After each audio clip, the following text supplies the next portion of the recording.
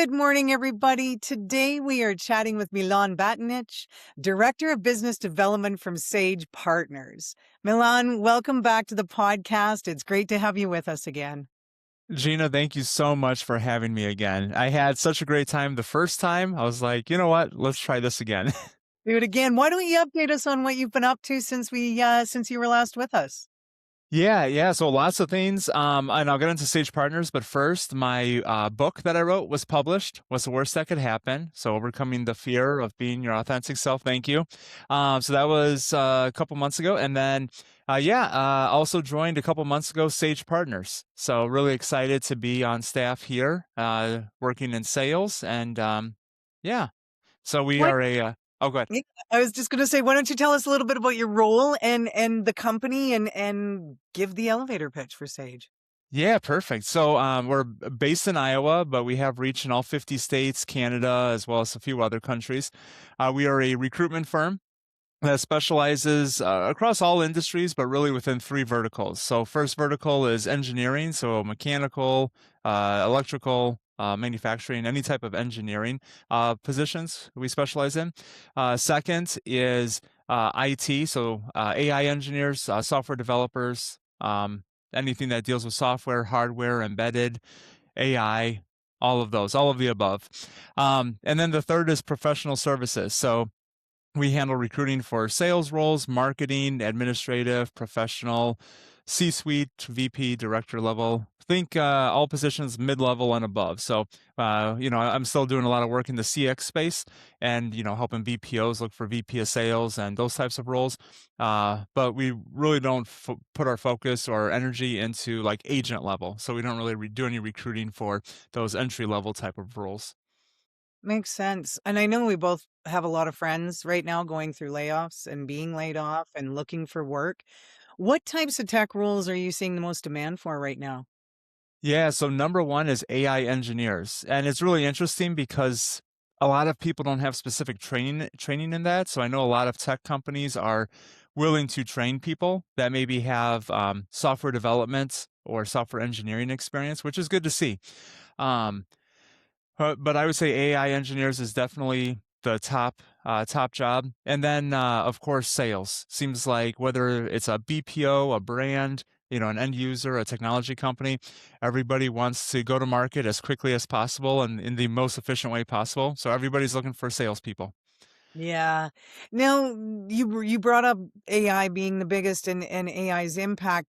How is it changing both the jobs that you're kind of looking for, but as well, like how you look for people? Like going back to kind of those people that are in our network that are looking for help. What kind of tips or tricks would you tell them that to employ, let's say? Yeah, no, that's a great question, Gina. So I would say the biggest thing right now is 10, 15, 20, 25 years ago you would just apply for a job, your resume would get reviewed, and then you would get a call back or you wouldn't. But now, because to your point, there's been so many mass layoffs, companies are seeing an influx of resumes by the hundreds, even thousands. I was talking to one company, out of Winnipeg, Canada.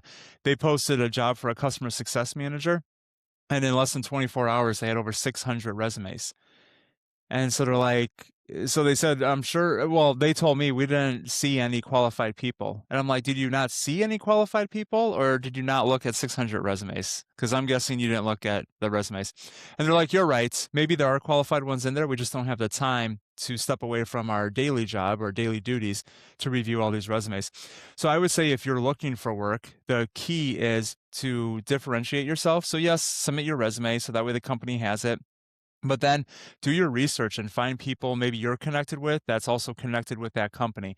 And I mean, that's how I got into Sage Partners. I, sent my resume, but then I also saw, I researched and found the CEO of Sage Partners. I sent him a LinkedIn request, LinkedIn message, went on Apollo, found his email address, emailed him, pretty much did everything except, drove to his house. Didn't do that. Um, but the best way to get in somewhere is to be referred in or recommended in. So yes, send your resume, but then try to see if it shows who the hiring manager is, or if you can see through your research who works there. And then if you're not connected with somebody there, do you have mutual connections that you can reach out to that can maybe help you uh, get your foot in the door? Because otherwise, if there's one opening but 600 resumes, the odds of you getting in, even if you are qualified, is very low. Triangulation, right? Use your network's network. Exactly. Yeah, it's a great tip. Thank you. For the companies that you were mentioning that are looking for IT, specifically, are you finding that it matters which platform? Like, is it in the contact center space? Like, is it Genesys or Nice or Five9? Like, is there anything kind of standing out, or are they prioritizing the broader kind of cloud and software engineering skills and integration skills versus, siloed? Yeah, I would say it's more broad, based on, do you have cloud experience? Unless it's one of the very large companies. So, a lot of companies will say we need somebody that has Salesforce experience in Mhm. order to, be successful in this role. But outside of, like Salesforce or Oracle, I don't really come across too many companies that are saying specifically you need to have Genesis or Nice or, those types of experience.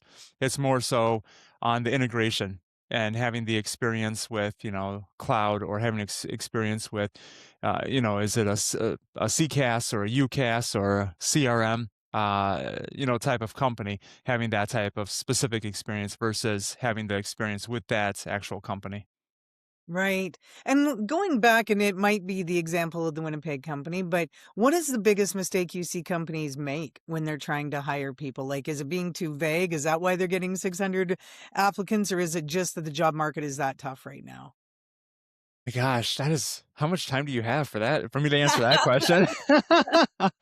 Oh, man, that is a great question. I think it's a mixture of both. I think there's just so many candidates, and a lot of candidates don't read the job ad.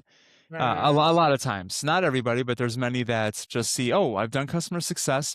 This role says customer success. Let me apply." But they don't see that, you need to have 5 years of specific experience. Um, and then I would say that for organizations, yes, being too vague, or sometimes just being too detailed.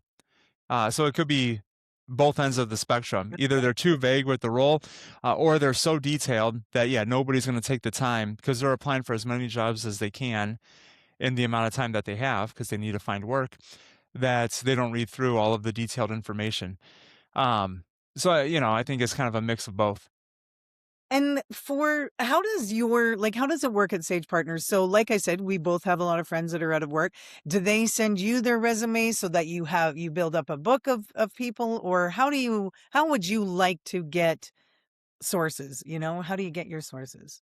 Yeah, yeah, definitely. I would say the biggest or easiest, most efficient way is emailing the resume to myself, and then I can get it in the hands of our recruiters. So we kind of have, we're one company, but we have two different areas of expertise. My area of expertise is sales, so finding companies that need the people. And then we have a team of recruiters that find the people to match with the companies. Um, so emailing their resume to me, and then I can, find the appropriate recruiter based on expertise to get their resume to. But my primary role is finding organizations that need the people, and then the recruiters find the people. Excellent. Now, do you want to share a success story with us, Milan, about maybe it's a particularly challenging tech placement or something where you were able to then help them find the right role and right resource? Yeah, definitely. I would say, going back to that one in Winnipeg, I think is probably the greatest success. So not only did we start our own search for candidates, we also were able to receive access to their 600 plus resumes and applications, and our recruitment team was able to go through all of them and quickly, because the recruiters are well trained to be able to spot, is this a good candidate for this specific role or not very quickly. Um, so we were able to go through those 600 resumes fairly quickly. We were also able to, post out. I actually posted out to my network on LinkedIn saying this is the type of person we're looking for. Put out some details of the role. It's remote in the United States or Canada. Work from home, and within 48 hours of us receiving that opening, We had 4 candidates. 2 came from the 600 resumes, 2 came from my network, just posted on LinkedIn. And out of the 4, they interviewed all 4, then interviewed 3, then interviewed 2, and then ended up hiring 1. And he's loving it there so far. And he's working from home in the Carolinas on the East Coast for a company out of Winnipeg. Nice. That's great. That's great. Is there anything else about Sage that you'd like to share with our audience before we move on? I would just say that if you're an organization or a person looking for work, and if you're struggling to find work or struggling to find people, definitely reach out to us. We're Sage Partners is an EOS company, so I also like to share that just because some EOS companies prefer to work with other EOS companies. So entrepreneurial operating system is kind of our structure, and understanding that and knowing that is helpful as well. And that we're a 9-year-old company and just growing like crazy right now, which is good. That's a great time to be a part of it then. That's wonderful. Yeah. As you know, I like to wrap up the podcast with a little bit of James Lipton wrapped in rapid fire. So tell me, what noise or sound do you love? My 3-year-old son giggling. Love it. Love it. What noise or sound do you hate?